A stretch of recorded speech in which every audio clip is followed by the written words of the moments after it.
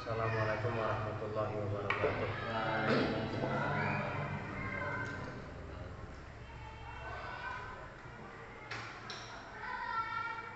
Bismillahirrahmanirrahim. Qala al-musannif rahimahullah ta'ala wa nafa'ana bihi wa bi'ulumihi fid dharain amin. Bismillahirrahmanirrahim.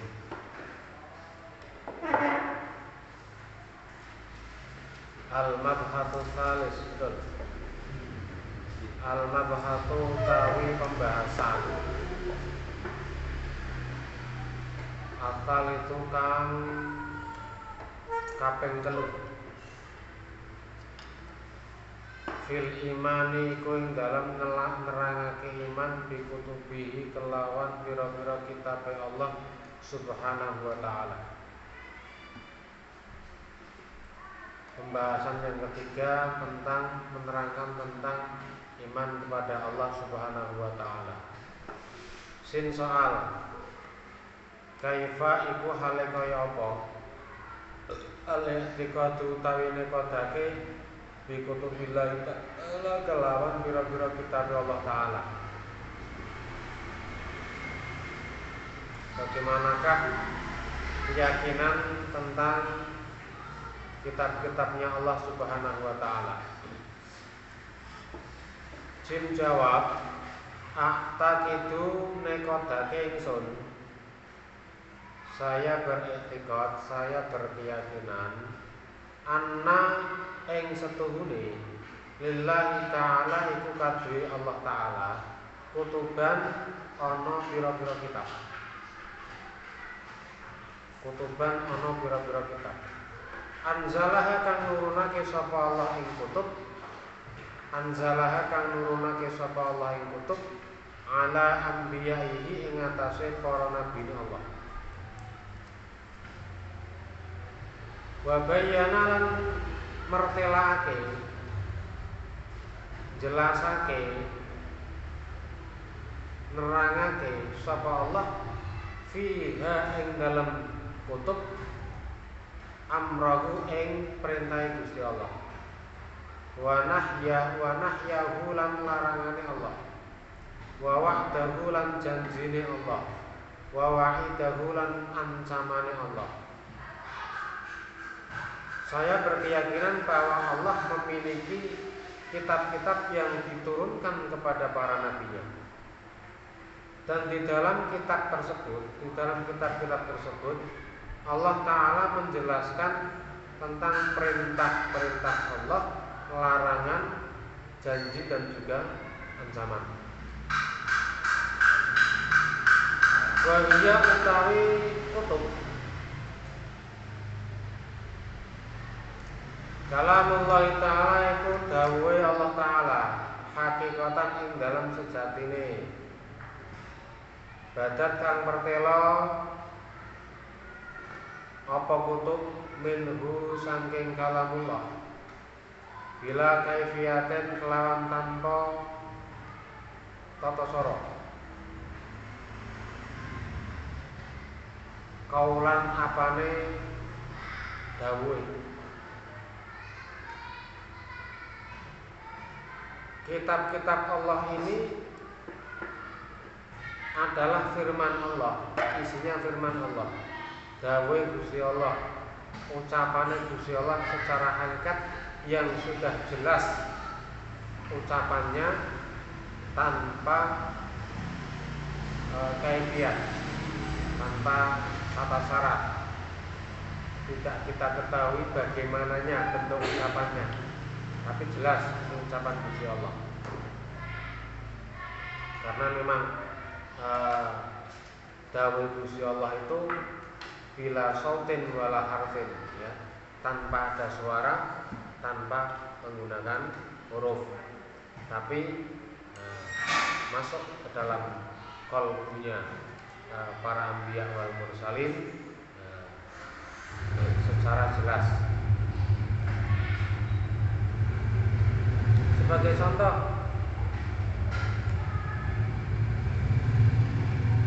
udara yang kita hirup setiap pagi, ini kan kita tidak bisa melihat bentuknya seperti apa. warnanya seperti apa, ya kan? Terus suaranya seperti apa kan kita tidak tahu. Tapi kita bisa merasakannya, bisa mendeskripsikannya. Mendeskripsikan itu bahasanya apa? Menggambarkan. Oh, ini udara saat ini dingin. Udara saat ini panas. Udaranya berhembus sepoi-sepoi, bikin ngantuk. Kita bisa menggambarkan. Wahyu juga seperti itu. Ya. Jadi ketika masuk ke kalbunya para anbiya wal mursalin, ini langsung terucap secara otomatis. Itu pun melalui malaikat Jibril yang mendeskripsikan wahyu ini Gusti Allah Subhanahu wa taala.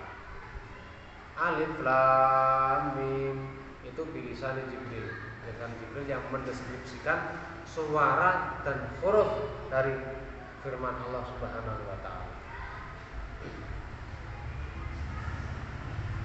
Sebab yang akan menerima ini manusia untuk disampaikan kepada manusia, maka menggunakan bahasa yang bisa dipahami oleh manusia. Manusia kan paham suatu bahasa jika ada suara, jika ada huruf. Oh, bahasa isyarat saja sekarang bisa. Kita bisa memahami bahasa isyarat. Padahal bahasa isyarat tanpa ada huruf ya. Tanpa ada huruf, tanpa ada suara, ya kan? Rumah, ya kan? Kayak tidur, gitu ya. Suara tidak ada, hurufnya juga tidak ada. Itu untuk memahami wahyu seperti itu. Kamu diam, kan seperti itu ya. Suaranya tidak ada, hurufnya kan tidak ada juga. Kalau saya ngomong kan ada suaranya, juga bisa kita tahu hurufnya. Saya berarti hurufnya S-A-Y-A. Ya, kalau orang bisu kan saya, oh paham saya. Jadi seperti itu. Jadi kalau mau meragukan bahwa Al-Quran atau kitab-kitab yang lain itu bukan buatan Gusti Allah, meragukan bahwa Al-Quran atau kitab-kitab yang lain itu memang dawuhnya Gusti Allah, wong itu keblinger. Secara logika aja ini sudah orang gila. Nyatanya dengan orang yang bisu bisa mengucapkan sesuatu, kita bisa tahu maknanya yang dimaksud oleh orang bisu itu seperti apa. Padahal tidak ada suara dan juga hurufnya. Paham ya? Qala al-musannif rahimahullah ta'ala wa nafa'ana bihi wa bi ulumi fi darul amin. Kata isyarat ini. Bisa enggak?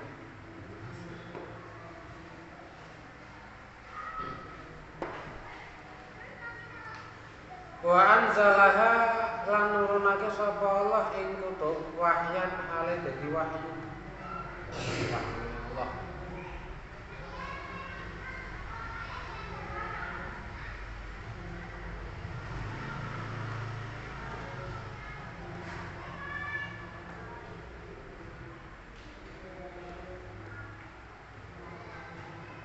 Mintil kal kutubi ku setengah saking pira-pira kitab. Mintil kal kutubi iku setengah saking mengkono-mengkono pira-pira kitab. Di antara dari kitab tersebut At-Taurat utawi kitab Taurat, wal Injil lan kitab Injil, wal Zabur lan kitab Zabur, wal Qur'an lan Al-Qur'an. Sin soal kaifa wa hale kaya apa etika duka utawi etika sira bitaurat kelawan Taurat. Bagaimanakah etikatmu, bagaimanakah keyakinanmu tentang Taurat tersebut? Apakah zaman sekarang masih ada Taurat atau tidak? Jim jawab tak itu nekodake sapa ingsun. Anak Taurat ing Taurat. Kitabun iku siji kitab. Itu salah satu kitab. min kutubillahi subhanahu wa ta'ala kang saking pira-pira kitabe Allah subhanahu wa ta'ala. Anzalahu kang nurunake sapa Allah ing Taurat. Anzalahu kang wis nurunake sapa Allah ing Taurat ala kalimihi ing atase nabi kang didhawuhi Gusti Allah. Nabi yang menjadi orang nabi yang pernah didhawuhi oleh Gusti Allah Ta'ala secara langsung. Musa rupanya Nabi Musa alaihissalam.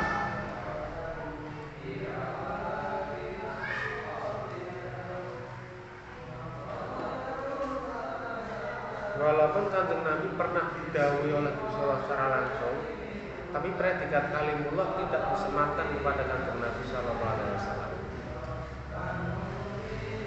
Nabi Musa yang cuma beberapa kali saja, tapi memang intensitasnya memang lebih banyak, ya.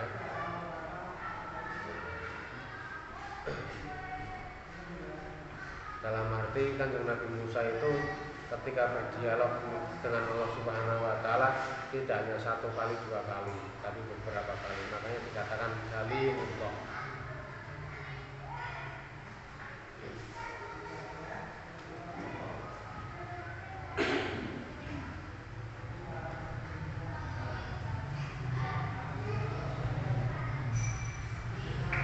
Ya, Nabi Musa ini salah satu dari nabi atau dari orang yang memiliki keistimewaan, memiliki kekhususan nanti di surga yang berjenggot. Paham ya? Jadi di surga itu nanti tidak ada orang yang berjenggot. Jangan ingat mas ya. Ini saya lebih jenggot, semua saya lebih jenggot. Izal, si di otak itu bisa. Paling terlalu. Nanti di surga itu tidak ada yang berjenggot, ya, kecuali 6 orang.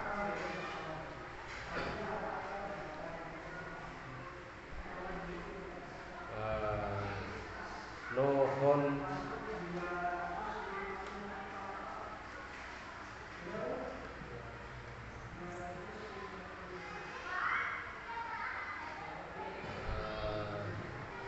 ya Allah, nanti lupa saya. Apa namanya?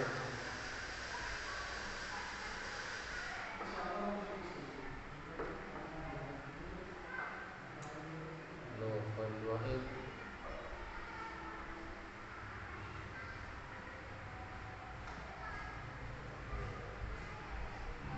Wasitatun khusat bi ahlil jannah la taula la ghaita la ajinna.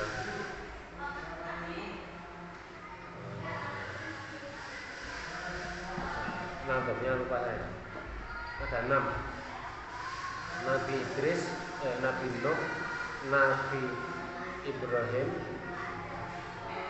Nabi Idris, Nabi Nuh, Nabi Idris, Nabi Ibrahim, Nabi Yusuf, Nabi Musa.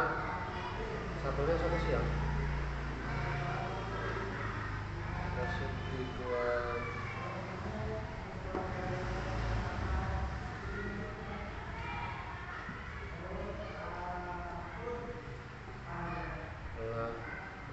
Wasitatun khusat bi ahlil jannah la bauna la ghaita la ajinna wala lihya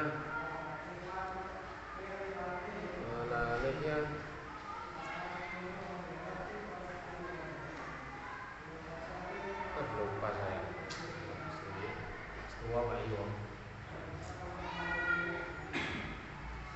Wasitatun khusat bi ahlil jannah la qaula la ghaita la ajinna wala lihya wala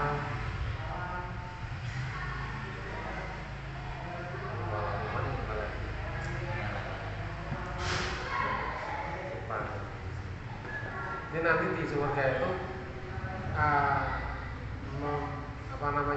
penduduk surga itu memiliki keistimewaan la baula tidak kencing. La baula penduduk surga nanti tidak kencing. Wala ghaito tidak buang air sesat, orang ising. Jadi nanti di surga itu orang minum sebanyak-banyaknya tidak akan kencing. Kalau tahu sampai ya, jangan ngombe es degan dombe, es sirup dombe, aqua dombe, es sirup dombe, ya uyuan. Pasti akan keluar.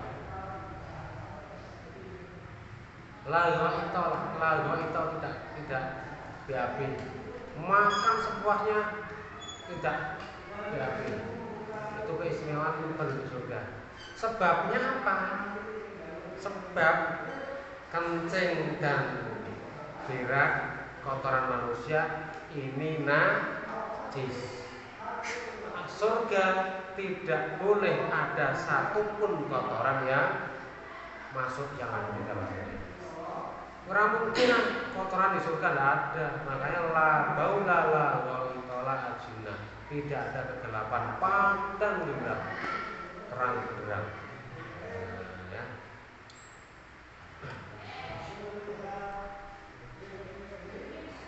Walalidya tidak ada jenggot.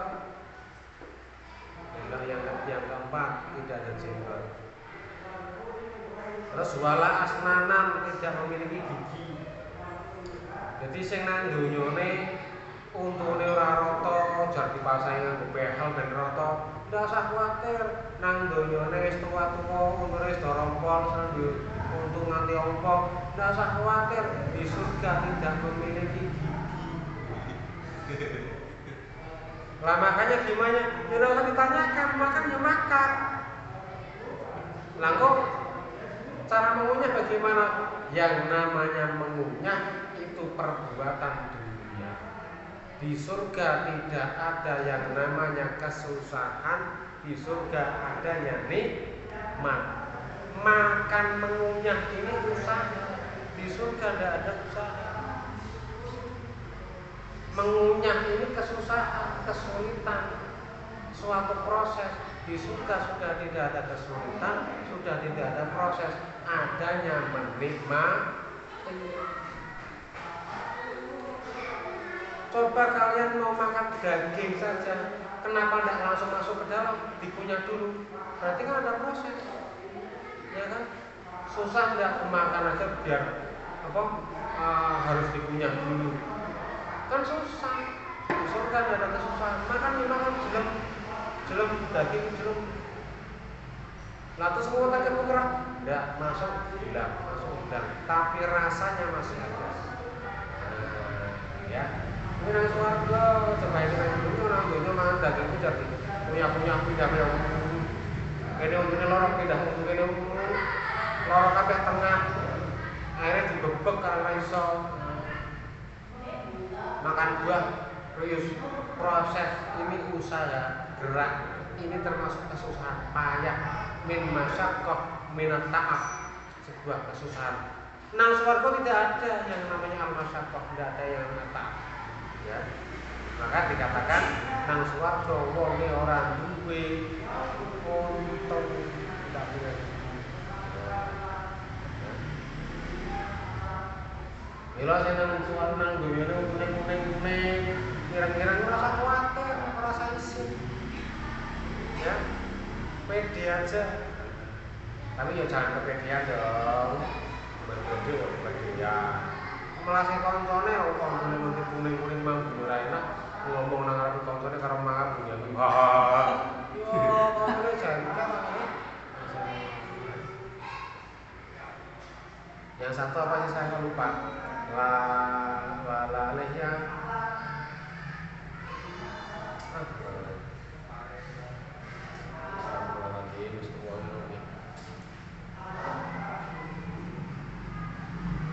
terus diistimewakan lagi kan tidak ada jenggot. Bahkan Kanjeng Nabi kita Muhammad SAW itu tidak memiliki jenggot. Nabi surga.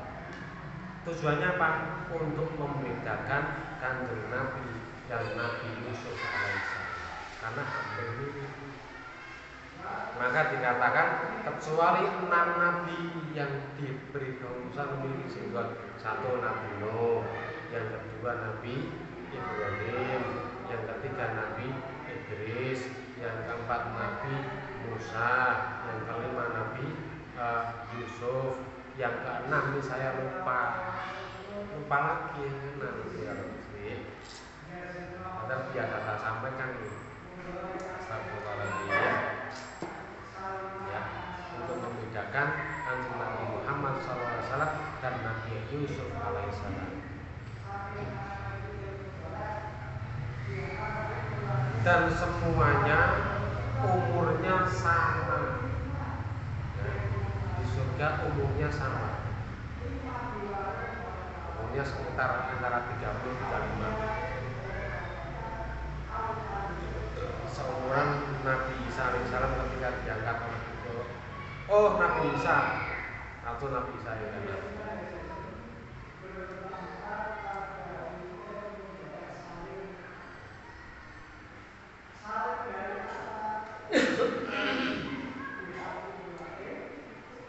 Umurnya sama, wajahnya pun hampir sama, wajahnya pun mirip-miripan. Makanya ini wajahnya misal ya, ini sama ini nggak dengan ini sama ini nggak dengan ini sama ini sama dengan ini, nggak masalah, nggak usah rendah diri, aku orang ganteng, nggak usah, aku kulitan ireng, sana ini sama, putih semua, wajahnya mirip semua. Lah kenal para kenal, ya. Bahkan nanti hampir mirip dengan Kanjeng Nabi SAW wajah-wajah kita nanti. Tapi yang membedakan cuma satu. Nurnya yang membedakan, oh ini si fulan, ini si fulan, ini si A, ini si B, si C. Ini yang membedakan adalah akhlaknya ketika dia dunia. Kanjeng Nabi akhlaknya luar biasa. Itu yang menjadi tanda, oh ini Kanjeng Nabi SAW. Cahayanya mulia. Makanya ketika di dunia kok akhlaknya bagus, akan mendapatkan seperti nur dari Kanjeng Nabi sallallahu alaihi wasallam. Nang dunyane wis ketok nur dari Kanjeng Nabi, insyaallah tertarik ke alam surga. Sebab salah satu yang bisa menarik ke surga yaitu cuma satu, akhlakun. Maka berakhlaklah yang baik di dunia, ya. Akhlak itu tidak hanya cuma perilaku badannya saja. Akhlak itu mencakup lisan, akhlak itu mencakup hati, akhlak itu mencakup perilaku. Ya. 3 ini harus serasi sejalan. Hati, lisan, perbuatan. Hati ini berakhlak, lisannya juga berakhlak bagus, perbuatan perilakunya juga berakhlak. Ya. Sebab bisa jadi perbuatannya bagus, akhlaknya bagus, tingkah lakunya bagus, tapi hatinya tidak bagus. Kita tidak tahu semua. Dengan kita sopan santun, ya, punya tata krama, ternyata hatinya busuk, hatinya berbeda, berbalik dengan perbuatannya. Ada enggak? Ada kan? Perbuatannya bagus, tapi tujuannya untuk menipu kita. Banyak enggak? Banyak. Bahaya. Makanya 3 unsur ini harus senantiasa seiring jalan, hati, lisan, dan perbuatan. Qala musannif rahimahullah ta'ala wa nafa'ana bihi wa bi'ulumihi fid dharain amin.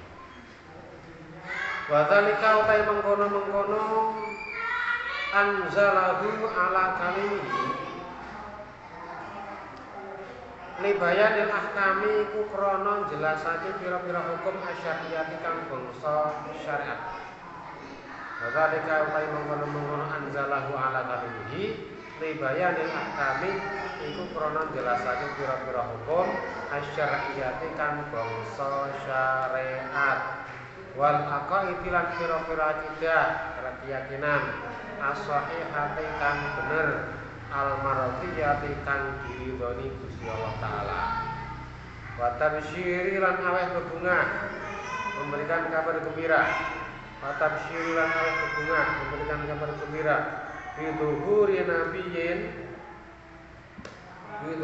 nabiyyin kelawan lahire atau munculnya nabi biduhuri nabiyyin kelawan munculnya seorang nabi lahirnya seorang nabi mimbani Ismaila kang saking anak turune Nabi Ismail. Jadi semua kitab-kitab Gusti Allah pasti menerangkan kelahiran Kanjeng Nabi sallallahu alaihi wasallam.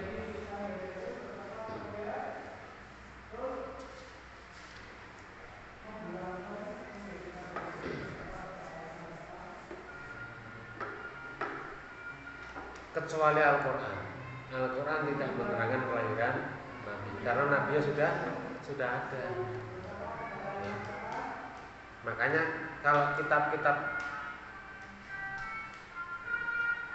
selain Al-Quran, kalau di situ ada satu bab yang mengisahkan kelahiran Nabi yang menerima kitab tersebut, berarti kitab itu bohong. Contoh kitab Injil sekarang itu kan disitu ada bab tentang kelahiran Nabi Isa. Lah padahal yang menerima kitab Injil kan Nabi Isa. Lo kitabnya menerangkan kelahirannya, orang nabinya sudah ada, yang menerima kitab kok jadi diterangkan. Berarti kitabnya bohong, buatan manusia, pasti. Kalau kitabnya ada, misal contoh aja, saya menerima kitab. Ya misalkan aja contoh biar mudah. Kok di dalam kitabnya kok menerangkan kelahiran saya, lalu saya sudah ada. Berarti kitabnya bohong kan? Berarti itu ciptaan manusia, ciptaan orang lain selain saya maksudnya. Kalau kitabnya dari Allah Ta'ala, tidak mungkin menceritakan kelahiran saya. Justru akan melahirkan kelahiran Nabi yang terakhir yang belum lahir, yaitu cocok. Ya. Makanya semua kitab tidak menceritakan kemunculan atau kelahiran Nabi yang diserai diturunkan kitab kepadanya, tapi justru memberikan kabar gembira akan lahirnya munculnya Nabi akhir zaman Kanjeng Nabi Sallallahu Alaihi Wasallam. Dan ciri khas kitab suci itu tidak pernah menerangkan pribadi Nabi yang sedetail mungkin. Dalam arti gini, mungkin Nabi Isa menerima kitab Injil, tapi di dalam kitab Injil itu tidak ada keterangan mengenai keistimewaan Nabi Isa sendiri. Berbeda nanti dengan Al-Quran ya. Tapi keterangan di dalam Al-Quran itu tidak langsung menerangkan secara sharih keistimewaan Kanjeng Nabi, cuma satu baris kalimat saja, wa innaka la'ala khuluqin azim. Yang sedetail itu tidak ada. Kalau kitab-kitab sekarang yang produk-produk sekarang kan banyak seperti itu, Injil, Taurat, gitu. Bahwa utawi Nabiun min Bani Ismail, Nabiuna iku Nabi kita Muhammad alaihi salatu wassalam. Wal isyaratu lan aweh isyarat ila annahu marang setuhune Nabi min Bani Ismail, yakti iku bakal teko sapa Nabi bisyar'in kelawan gawa syariat, jadi din kang anyar, yahdi kang nuduhake apa syar'in ila dari salami marang desa selamatan tegese swarga, Wal isyaratu lan awal isyarat ila annahu marang setuhune nabi yakti iku bakal teko sapa nabi bisyar'in kelawan gawa syariat jadi dinah anyar yakti kang nuduhake apa syarat ila dari salami marang bisa keselamatan tegese surga.